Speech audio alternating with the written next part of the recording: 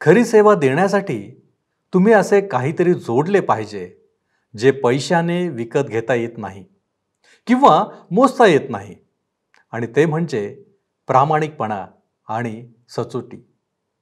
याद्वारेच देव तुमचे जीवन आशीर्वादित करतो. काय प्रामाणिकपणा आणि सचोटी यांना आमच्या जीवनात जागा आहे?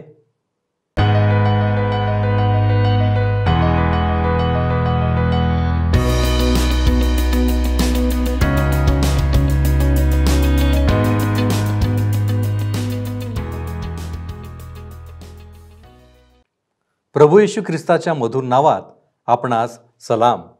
उपासना कार्यक्रमामध्ये आपले स्वागत आहे.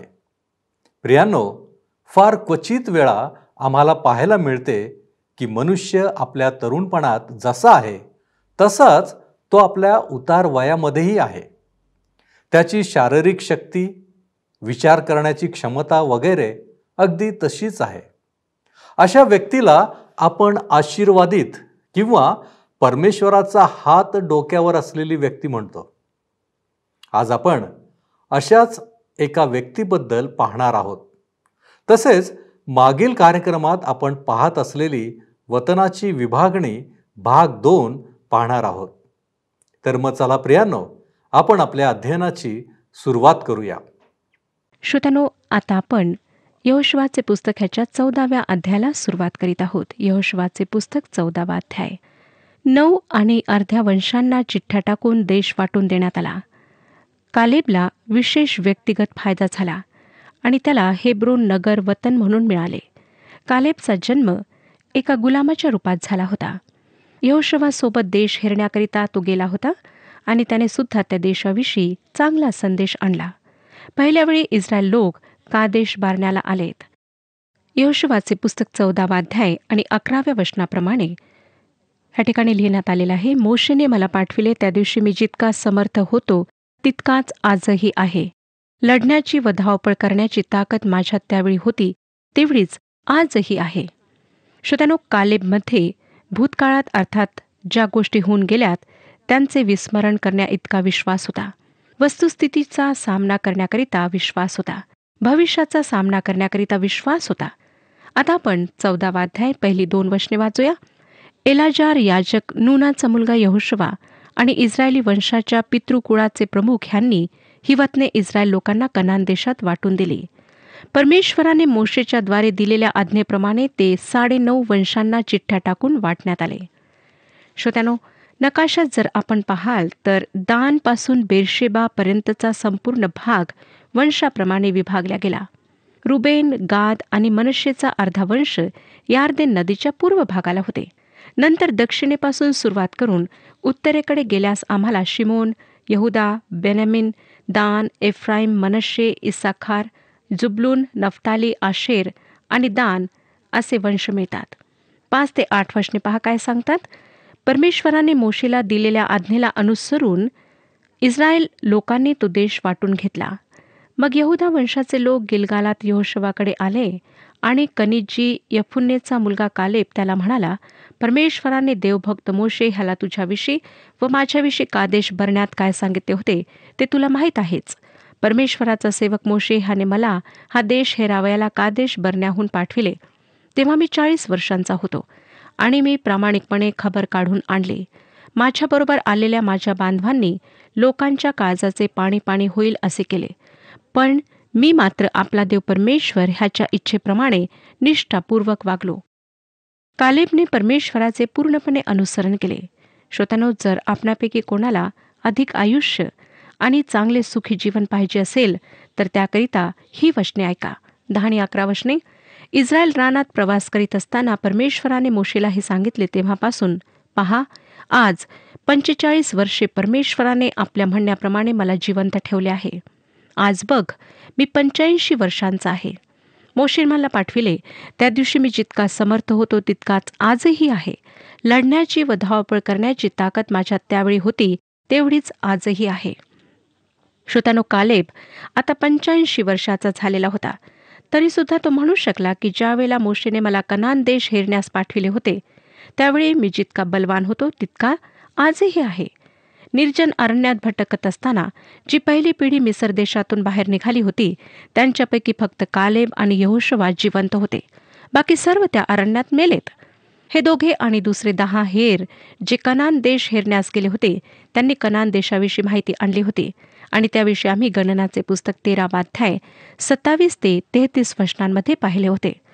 प्रश्न हा होता श्रोत्यानो की इस्रायली लोक कनान देश जिंकू शकतील का? यहोशुवा आणि कालेबला पूर्ण आत्मविश्वास होता की परमेश्वराच्या साह्याने ते तो देश काबीज करण्यामध्ये यशस्वी होतील. दुसरे जे 10 हेर होते त्यांनी त्या देशातील लोकांचे बलाढ्य आणि फार भयंकर म्हणून वर्णन केले आणि मिसर देशात परतण्याची इच्छा प्रकट केली. ते पुन्हा बंदिवासात विटा तयार करण्याकरिता, कडकपणे काम चोपून करून घेणाऱ्या मनुष्यांचे फटके खाण्याकरिता, साखळ्यांनी बंदी होण्याकरिता, बेड्यांमध्ये आणि दबावाखाली काढण्याकरिता जाण्यास तयार होते. प्रभू येशू ख्रिस्ताने म्हटले लूका शुभवर्तमान 9 अध्याय आणि 62 वचनामध्ये की जो कोणी नांगराला हात घातल्यावर मागे पाहतो तो देवाच्या राज्यास उपयोगी नाही. परमेश्वराने इस्रायलांना कनान देशात जाण्यास सांगितले आणि कालेबचा पूर्ण विश्वास होता की ते सर्व त्या देशात अवश्य जातील.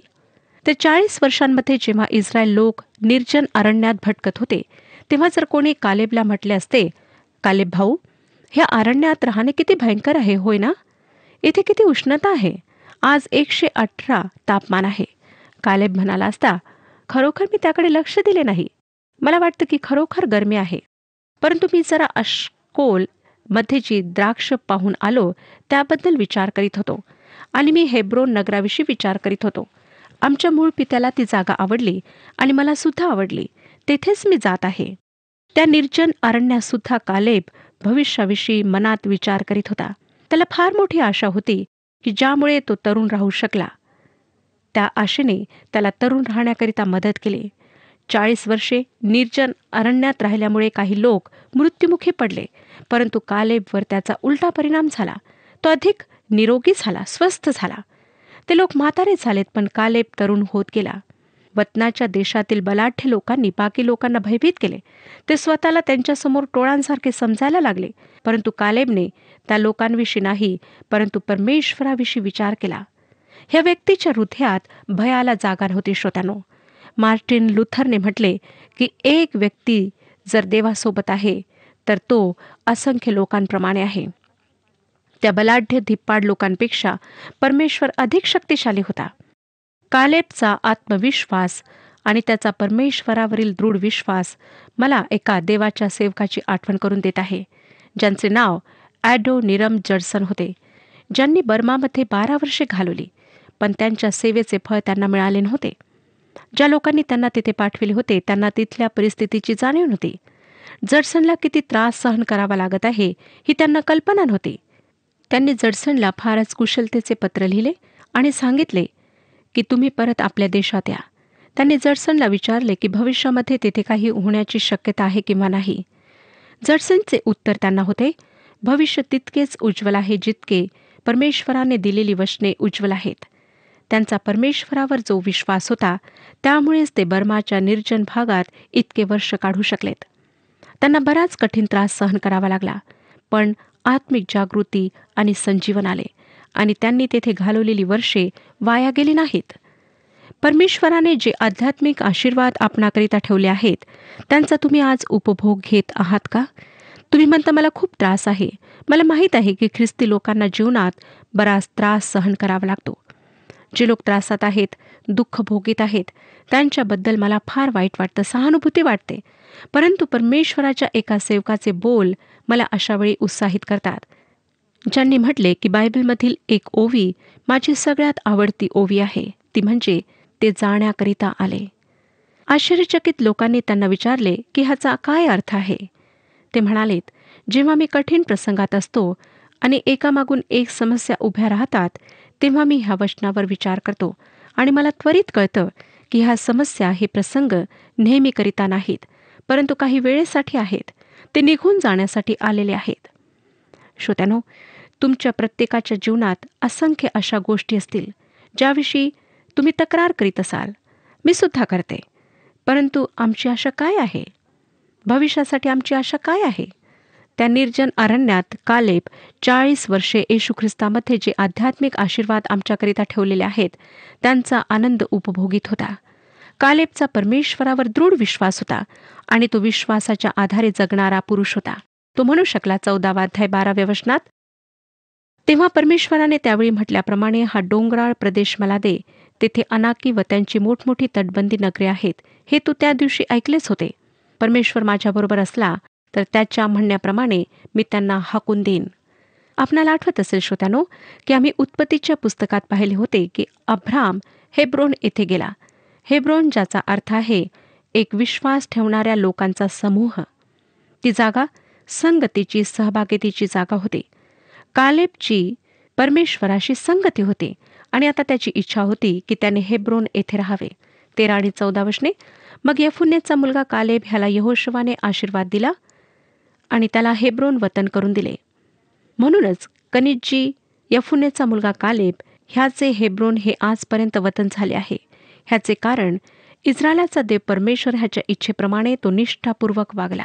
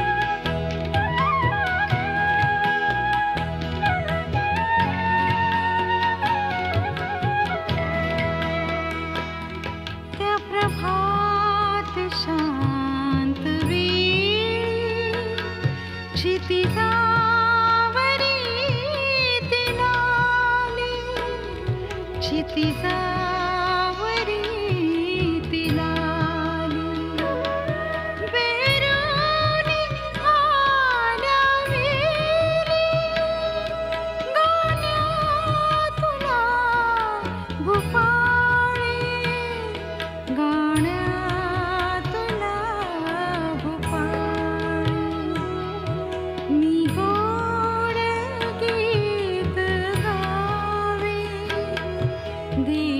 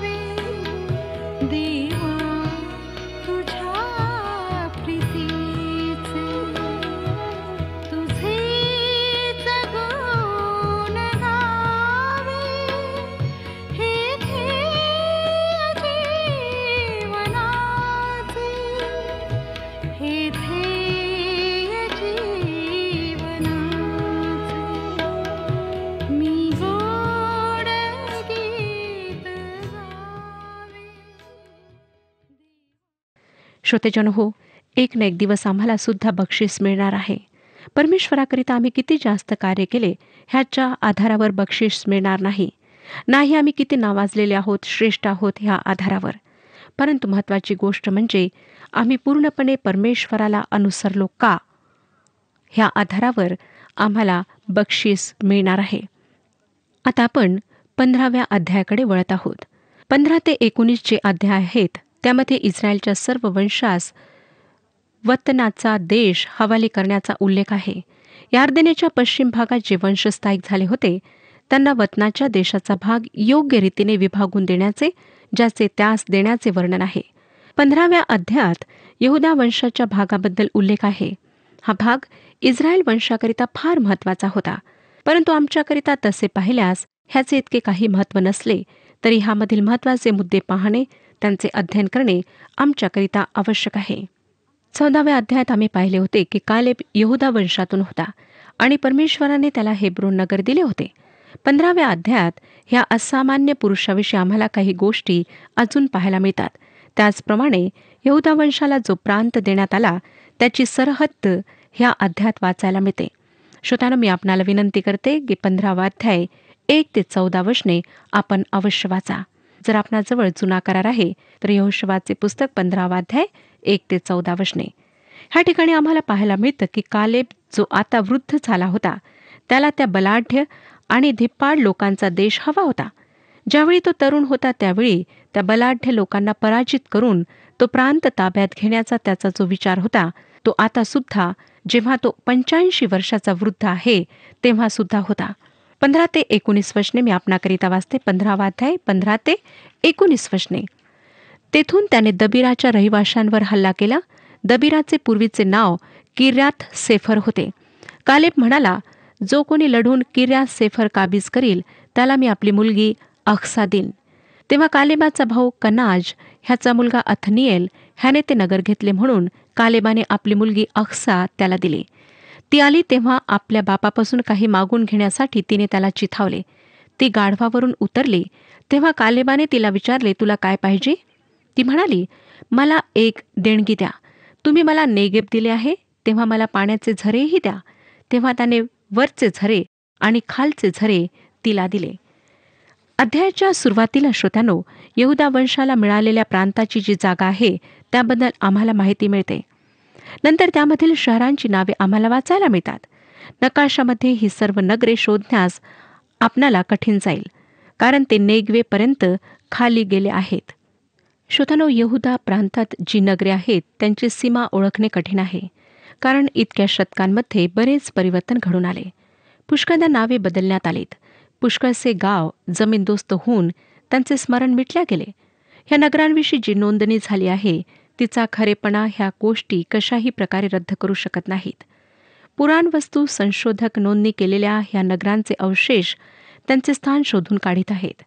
त्याचप्रमाणे त्या स्थानाचा नैसर्गिक भूगोलसुद्धा त्यांच्या स्थानाविषयी साधारण कल्पना देतात. यहुदी वंशाचा प्रांत सगळ्यात आधी निश्चित करण्यात आला. यहोशुवाने फार काळजीपूर्वक त्याची सीमा ठरवली. यहुदा वंश सर्व वंशांमध्ये सगळ्यात मोठा होता आणि इतिहासावरून स्पष्ट झाले आहे की हा वंश फार महत्त्वाचा सुद्धा होता, कारण ह्याच वंशातून दावीद, सुलेमान असे राजे आणि नंतर मसीहा अर्थात येशू ख्रिस्त आला. खऱ्या देवाची उपासना ह्या लोकांना चालू ठेवायची होती. यहोशुवाने ह्या वंशाला कनानचा दक्षिण भागाचा जवळपास अर्धा भाग दिला. नंतर शिमोन आणि दान ह्यांचा ताबा काढून घेण्यात आला. 19वा अध्याय आणि पहिलं वचन जर आपण वाचाल तर त्या ठिकाणी लिहिलेलं आहे, दुसरी चिठ्ठी शिमोनाच्या नावाची म्हणजे शिमोनी वंशाची त्याच्या कुळाप्रमाणे निघाली.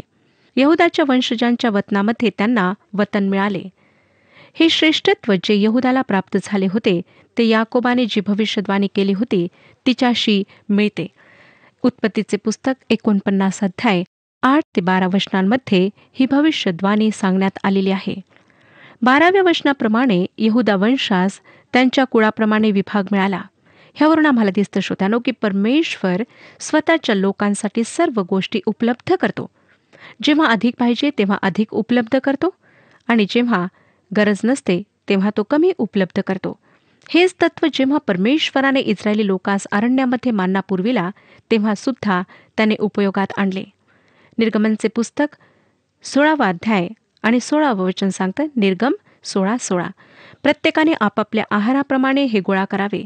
ज्याच्या त्याच्या डेऱ्यात जेवढी माणसे असतील तेवढ्यांसाठी आपापल्या माणसाच्या संख्येप्रमाणे प्रत्येकी एक ओमर जमा करावे. नव्या करारात परमेश्वराची कृपा आवश्यकतेला लक्षात घेऊन करण्यात आली. पौलाला आश्वासन देण्यात आले होते की माझी कृपा तुला पुरे आहे. नंतर आम्ही 13 ते 19 वचनात कालेब आणि अथनिएल ह्यांना भेटलेला भाग पाहतो. जी नोंदणी केल्या गेली आहे श्रोत्यांनो, त्यावरून आम्हाला दिसून येतं की कालेबला यहुदी वंशाच्या लोकांमध्ये भाग मिळाला होता. ह्याबद्दल आम्ही 13 आणि 14 अध्यायाच्या 6 ते 15 वचनात पाहिले होते. हे जे स्पष्टीकरण आहे त्यावरून आम्हाला कळतं की कालेब परमेश्वराच्या निवडलेल्या कुटुंबाचा सदस्य नव्हता, परंतु त्याला वतनात भाग मिळाला. ह्याचाच अर्थ की जो कोणी परमेश्वराजवळ येतो त्याला परमेश्वर जवळ घेतो आणि आपल्या सर्व आशीर्वादांनी भरपूर करतो. कालेबाने काही बलाढ्य लोकांना त्या प्रांतातून घालून दिले हे आम्हाला 14व्या वचनात वाचायला मिळतं. 15वा अध्याय 14वे वचन. कालेबाने शेशय, अहिमान व तल्मय ह्या अनाकाच्या 3 वंशजास तेथून घालून दिले आणि त्याने लोकांना सांगितले की किर्यात सफर लढून जो कोणी त्याला काबीज करील त्याला मी माझी कन्या अक्सा देईन. 17वे वचन सांगते, तेव्हा कालेबाचा भाऊ कनाज ह्याचा मुलगा अथनिएल ह्याने ते नगर घेतले म्हणून कालेबाने आपली मुलगी अक्सा त्याला दिली. कदाचित त्याला कल्पना असेल की अथनिएल त्याच्या मुलीमध्ये गोडी दाखवत आहे आणि जेव्हा त्याने ही चुनौती स्वीकारली, हे आव्हान स्वीकारले, तेव्हा कालेबला आश्चर्य वाटले नसणार. कालेबच्या मुलीला अक्साला प्राप्त करण्याची जी त्याच्या मनात उत्कंठा होती त्यामुळे हे कठीण कार्य करण्याकरिता त्याला सोपे गेले. त्याने कालेबकडून सन्मान प्राप्त केला, ह्यात काही शंका नाही. सन्मान आणि पत्नी दोन्ही त्याला प्राप्त झालेत. त्यानंतर अक्साला पाण्याची टंचाई जाणवली. तिने स्वतःच्या पतीला एक योजना करण्याचा सल्ला दिला आणि 18-19 वचनांमध्ये आम्ही वाचतो की तिने ही आवश्यकता आपल्या पित्याला सांगितली आणि पित्याने तिला जे काही तिने मागितले होते ते दिले, त्यापेक्षा अधिक दिले. तिला जमीन पण मिळाली आणि खालचे व वरचे झरे पण मिळाले. ज्या प्रकारे कालेबला उदार हस्ते प्राप्त झाले होते त्याच प्रकारे त्याने उदार हस्ते दिले. तिने जे काही मागितले होते त्यापेक्षा अधिक दिले. श्रोत्यांनो, ह्यामध्ये आम्ही बऱ्याच गोष्टी पाहतो. एका कुटुंबातील लोक स्वतःच्या आवश्यकता, इच्छा एकमेकांना सांगू शकत होते. त्यामुळे आपसी गैरसमज आणि मतभेदांचे प्रमाण फार कमी होते. अक्सामध्ये आम्हाला आढळतं की तिच्यामध्ये पित्याविषयी व पतीविषयी प्रेम होते, अधीनता होती. जी आवश्यकता होती तिची विनंती तिने फारच नम्रतेने आणि सोज्वळतेने आपल्या पित्यासमोर मांडली. कालेबच्या प्रत्युत्तरात प्रेम आणि उदारपणा झळकतो. त्याने सढळ हस्ते उदारपणे तिला दिले. अशा प्रकारचे कुटुंब समाजाला सुद्धा पोषक बनवते. आता 20 ते 63 वचनांमध्ये यहुदाच्या नगराचा हवाला आम्हाला वाचायला मिळतो. ही लांबलचक सूची 12 भागात विभागल्या गेली आहे. 4 प्रमुख भौगोलिक क्षेत्रांमध्ये ही शहरे होती. दक्षिण क्षेत्र, तळवटीतील नगरे जी भूमध्य समुद्राजवळ आहेत. डोंगरवटीतील नगरे, यहुदाच्या निर्जन भागातील नगरे. ह्यापैकी काही ठिकाणे नाही मोठी होती, नाही त्यांचे नेहमी टिकून राहणारे महत्त्व होते.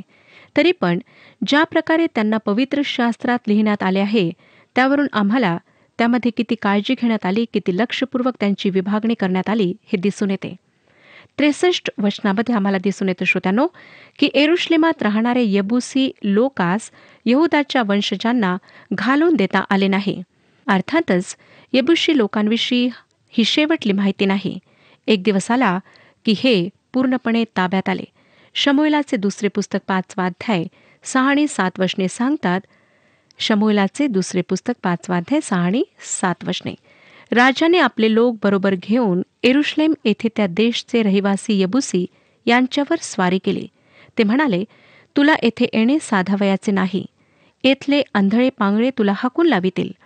त्यांचा भावार्थ असा होता की दाविदाला येथे येणे साधावयाचे नाही, तरी दाविदाने सियोन गड घेतला. हेच ते दाविदपूर.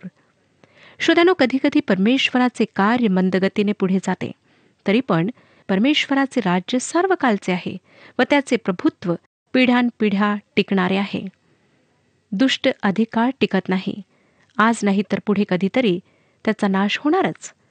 जेव्हा ह्या गोष्टी लिहिल्या गेल्यात तेव्हा यबुसी लोक यहुदी वंशजांबरोबर राहत होते. ह्या विधानावरून असं वाटतं की कदाचित इस्रायली लोक सुद्धा त्यांच्यासोबत राहण्यास इच्छुक होते. परंतु श्रोत्यांनो, परमेश्वराची अशी इच्छा होती ह्याविषयी आम्हाला कोठेच सूचना सापडत नाही. यहोशुवाने 3 अध्याय 10व्या वचनात म्हटले होते, जिवंत देव तुमच्यामध्ये आहे आणि कनानी, हित्ती, हिव्वी, परिज्जी, गिर्गाशी, अमोरी व यबुसी यास तो तुमच्या पुढून खात्रीने हाकून देईल, हे यावरून तुम्हास कळून येईल. श्रोत्यांनो, यहुदाचे वंशज त्यांना बाहेर घालू शकले नाहीत. का? कारण यहुदा वंशांच्या लोकांमध्ये विश्वासाची कमी होती, ज्याच्या परिणामस्वरूप आम्हाला त्यांची दुर्बलता दिसून येते. मत्तेकृ शुभवर्तमान 13वा अध्याय आणि 58 वचन सांगतं की तेथे त्यांच्या अविश्वासामुळे त्यांनी फारशी अद्भुत कृत्ये केली नाहीत. प्रभू येशू ख्रिस्त लोकांच्या अविश्वासामुळे अद्भुत कृत्ये त्या ठिकाणी करू शकला नाही. श्रोत्यांनो, आमच्या जीवनामध्ये सुद्धा त्याचे अद्भुत कार्य होऊ शकत नाही. ह्याचे कारण म्हणजे आमचा अविश्वास. आज आमच्या प्रार्थनांचे उत्तर आम्हाला मिळत नाही, ह्याचे एक सगळ्यात मोठे कारण म्हणजे आमचा अविश्वास.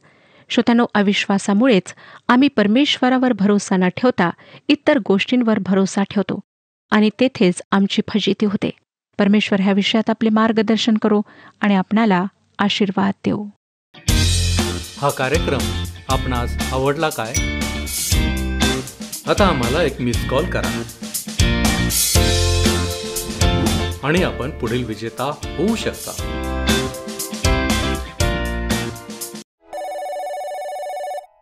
प्रियांनो, देव त्याच्या लेकरांकडे कृपेच्या दृष्टीने पाहत असतो. त्यांचे जीवन आशीर्वादित करीत असतो. फक्त आम्हाला देवाच्या योजनेमध्ये सहभागी व्हायचे असते. त्यानेच नेमून दिलेल्या मार्गाने जीवनात वाटकर्मण करीत असताना प्रामाणिकपणा सदोदित आमच्यामध्ये असायला हवा. तेव्हाच परमेश्वर अगदी आमच्या वृद्धपणातही आमच्याबरोबर असतो. आम्हाला तो सोडत नाही की टाकत नाही. कालेबचे जीवन आमच्यासाठी आदर्श असे आहे. देव करो आणि असे जीवन जगण्यासाठी आपणास सहाय्य मिळो.